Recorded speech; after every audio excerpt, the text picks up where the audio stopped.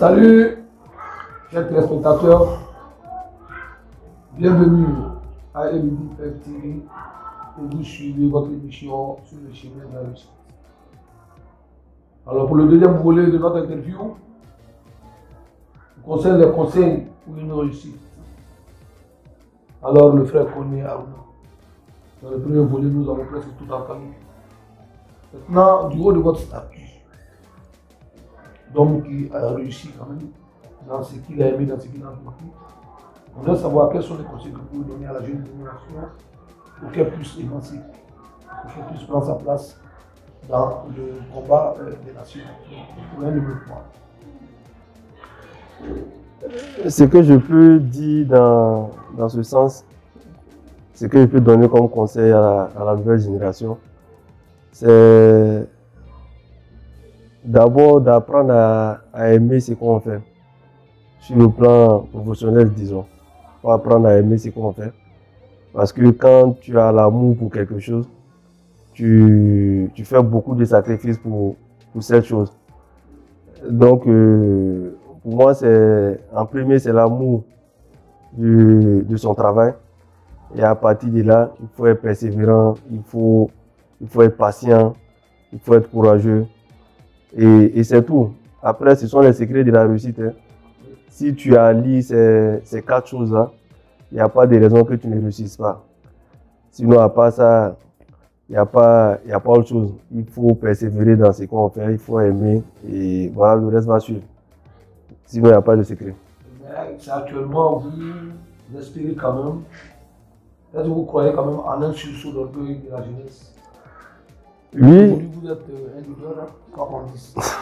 Voilà. Même si vous êtes en résidence permanente actuellement en Belgique et à Sivas, mais vous êtes quand même un leader de la jeunesse. Vous êtes un exemple pour la Côte d'Ivoire. Donc, est-ce que vous croyez en un sursaut d'orgueil? Si j'y crois, parce que les choses ont commencé à changer. Les choses ont commencé à changer. Voilà, si on veut parler en termes d'élection, lors de la dernière élection présidentielle, il y a eu moins de dégâts, voilà, contrairement à en 2010. Donc ça veut dire que les gens sont en train de comprendre petit à petit. Mais nous, en tant que comment on appelle ça, des influenceurs aujourd'hui, on doit emmener la jeunesse à une prise de conscience. Déjà, cette jeunesse est en train de comprendre pas mal de choses, mais il faut que nous essayons de nous impliquer davantage pour que les gens, les uns et les autres, comprennent beaucoup de choses parce que là où on est, là où on travaille, c'est-à-dire en Europe, on a appris beaucoup de choses là-bas. Et ce sont ces expériences-là aujourd'hui qu'on doit apporter à la nouvelle génération pour qu'ils commencent à aimer leur pays. Parce qu'il faut aussi apprendre aux gens à être de bons patriotes. C'est important. Quand tu aimes ton pays, tu ne fais pas n'importe quoi. Et nous, aujourd'hui, là, nous sommes dans ce rôle-là. Partout, moi, personnellement, où je me trouve, j'essaie de conscientiser cette nouvelle génération pour une prise de conscience, pour pouvoir toujours aider le pays dans le sens du développement, dans le sens de la paix, dans le sens de la réconciliation nationale, parce que nous en avons besoin. La Côte d'Ivoire, c'est une terre d'hospitalité. Voilà. Donc, il faut amener les gens à être ensemble, de vivre ensemble. C'est ce que nous devons prôner. Donc, on n'a plus à se poser des questions si vous croyez en l'avenir du football ivoirien. Du moment que vous-même vous avez exploité un club qui était EBC Arabe et actuellement qui est dénommé le Real Gamour. Donc, c'est dire que vous aimez vraiment le football ivoirien. Mais on veut savoir votre humble avis sur le football ivoirien. Qu'est-ce que vous avez pensé? Bon, c'est avec un pincement au cœur que je vois quand même le régressement de notre niveau de championnat. Parce qu'il faut le dire, il ne faut pas avoir honte de le dire. Le niveau du championnat a baissé depuis un moment. Et ce n'est pas du tout normal parce que pendant que les autres essaient de progresser, et nous on régresse. La Côte d'Ivoire est connue comme un pays de football. Et aujourd'hui, là, on voit que même nos représentants dans les différentes compétitions africaines, on n'arrive même pas à se qualifier pour pour les, voilà, pour les éliminatoires, pour les matchs de poule. Déjà un match de qualification, on s'est fait éliminer. Et ça, c'est inadmissible pour un pays de football comme la Côte d'Ivoire. Et voilà, c'est pourquoi moi, déjà dans mes objectifs, j'avais déjà planifié d'avoir une équipe. Et Dieu a fait grâce, quand l'occasion s'est présentée, j'ai acheté EBC Ara, qui bientôt va changer de nom, qui deviendra le Real d'Abobo. Donc l'équipe est actuellement en 3e division. Et il y a eu une réunion même le mercredi à la fédération, comme quoi ils vont lancer le championnat de la 3e division. Donc c'est pour vous dire que j'avais déjà pour ambition d'avoir une équipe parce que je voulais quand même participer au développement du football en Côte d'Ivoire. Une manière pour vous d'apporter votre pierre à la construction de l'édifice. De même que l'OASU, je crois, dans certaines régions de la Côte d'Ivoire quand même, comme à Boaké, il y avait un championnat national qui est propre à Boaké, qui a permis quand même l'émergence de certains joueurs comme Daoula Sina, M. Amadou Sakanogo, qui était même l'entraîneur, je crois, de BCA. Si. Voilà, qui a permis aussi votre montée, je crois, en 3e division.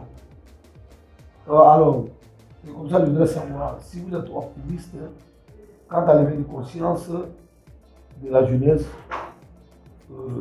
ivoirienne en général et la jeunesse abobolaise en particulier.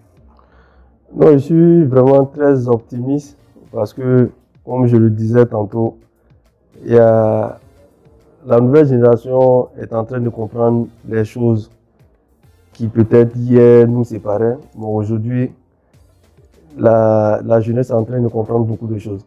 Et nous, aujourd'hui, qui sommes comme plus ou moins des influenceurs, c'est à nous de les approcher et puis essayer de leur donner des conseils parce que quand même on ne vit pas ici.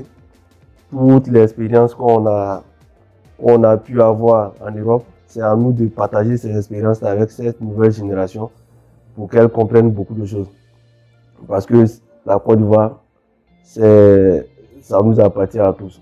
Voilà, donc ça doit être un bien commun. Voilà, donc moi, dans mon rôle personnellement, à chaque fois que j'ai l'opportunité, j'essaie d'encourager les jeunes à aimer notre pays, parce que où on peut aller s'il y a un problème ici. On est mieux que chez soi. Donc il faut apprendre à aimer son propre pays. C'est comme ça qu'on devient un bon patriote. Alors, on le voit, on voit votre amour pour la Côte d'Ivoire, votre amour pour la Bobo, et on le voit surtout à travers les différents parrainages que vous faites, et puis les différentes organisations de tournoi de football que vous dites ici. Alors, ainsi est-ce que vous, étant un leader, étant un influenceur, et on avance comme ça qu'il existe un film qu'on appelle Amoureux de demain. Bon, je sais bien que vous soutenez ce projet, et à travers ce projet, qu'est-ce que vous entendez vraiment, qu'est-ce que vous entendez dire à la jeunesse, ou qu'est-ce que vous attendez aussi de la jeunesse en retour? Non, moi, comme je disais tout à l'heure, aujourd'hui nous sommes considérés comme les influenceurs. Voilà, parce que notre voix porte. Donc il ne faut pas rester seulement dans son coin et puis refuser de partager l'expérience qu'on a pu avoir en dehors de la Côte d'Ivoire. Voilà, il faut faire profiter la nouvelle génération. Et comme je suis un Abobolais, je suis le parrain de cette nouvelle plateforme qui est Abobolais de demain. Abobolais de demain, j'encourage cette plateforme parce que on veut envoyer quelque chose de nouveau. Abobo est connu en Côte d'Ivoire ici comme une commune de guerre. Tout ce qui est mauvais, c'est Abobo. Voilà. Et c'est cette image-là qu'on veut changer d'Abobo, amener les Abobolais à comprendre beaucoup de choses. Voilà. Donc on veut amener les Abobolais à aimer d'abord leur pays et leur commune, à s'aimer aussi, à rester solidaires. La solidarité, on ne peut pas dire grand chose aussi parce que les Abobolais sont solidaires, mais il ne faudrait pas qu'on soit solidaire que pour aller, quand il s'agit en grippe, pour aller gâter qu'on soit solidaire. Il faut qu'on soit solidaire pour aller arranger. Voilà, et moi, quand j'ai été approché par cette plateforme Aboulé le demain, j'ai apprécié quand même le contenu, l'initiative. Donc voilà pourquoi j'ai accepté d'être le parrain de cette plateforme pour pouvoir sensibiliser les Aboulés à changer de mentalité. Et mon histoire prouve qu'on peut naître Aboulé et demain terminer à Cocody ou peut-être aller en Europe, mais sur la bonne voie. Il ne faudrait pas se cacher sur le fait qu'on est Aboulé et avoir cette mentalité-là de quelqu'un qui va en guerre ou bien quelqu'un qui, quand il y a un problème pour aller gâter ou bien saccager les choses, que c'est en ce moment-là qu'on fait appel aux Aboulés, c'est en ce moment aussi que les Aboulés sortent. Non, il faut changer. Il faut envoyer les gens à se dire que de la manière les autres communes sont plus ou moins construites, il faut que les Aboulés prennent conscience qu'on doit se mettre ensemble pour construire aussi notre commune. Et c'est dans cette logique-là que j'encourage quand même cette plateforme d'Aboulé le demain. Et dans les jours, les mois qui suivent, ils vont peut-être entamer des campagnes de sensibilisation. Bon, moi n'étant pas ici, à chaque fois que je suis ici, j'essaie quand même plus ou moins de parrainer des tournois de football qu'ils organisent, des activités en dehors même du football. J'essaie de parrainer et puis essayer aussi d'encourager les gens pour dire que voilà, on peut naître à Aboulé et devenir demain un leader ou peut-être une star, en parenthèse. Au moment où nous arrivons à la fin quand même de notre émission, M. Koné Aruna, nous avons pris bonne note de tout ce que vous nous avez dit et tous les conseils que vous nous avez donnés. Aussi, Emily Pep TV s'engage aussi à vous suivre dans votre mission, celle d'encourager la jeunesse à se prendre en charge et à être consciente. Aussi, surtout, demander aux Aboulés de prendre conscience que le changement d'une cité passe par la prise de conscience des habitants de cette cité. Alors, quels sont vos conseils pour notre jeune chaîne et le Liberté TV? ABD Pub TV. Voilà, je n'ai que les mots d'encouragement à votre endroit. Hein. Voilà, c'est une nouvelle web TV. Ouais. Voilà, vous avez tous mes encouragements. Voilà pourquoi je n'ai pas hésité à accepter cette interview parce que ça va peut-être motiver d'autres personnes à se faire interviewer. En tout cas, vous avez tous mes encouragements et j'espère que vous allez avoir la force de pouvoir continuer parce que c'est aussi ça. Hein. Beaucoup de fois, on entame des choses, mais après, avec le déroulement des choses, vous pouvez être découragé. Mais je vous encourage en tout cas, ne vous découragez pas, foncez.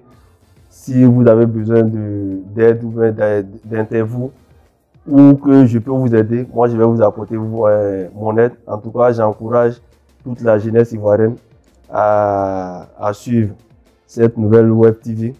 Voilà, pour les encourager à promouvoir notre culture en Côte d'Ivoire, à promouvoir tout ce qui est bon dans ce pays. Donc je vous encourage. Merci.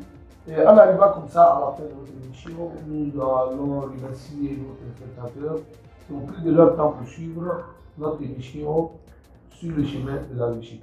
Aujourd'hui, on avait pour inviter M. Koné Aruna, qui n'est plus à présenter, l'homme aux cheveux blancs, qui a fait des prouesses dans le football ivoirien.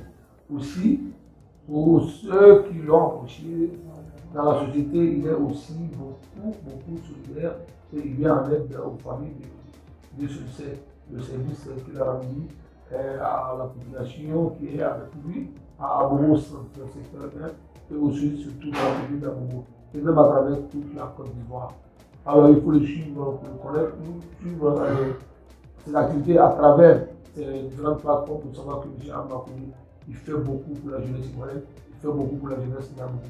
Alors, c'était votre frère, Dambéli Daouda pour servir. Et on voudrait quand même remercier la direction de l'IPTV, le service technique et nos différents assistants.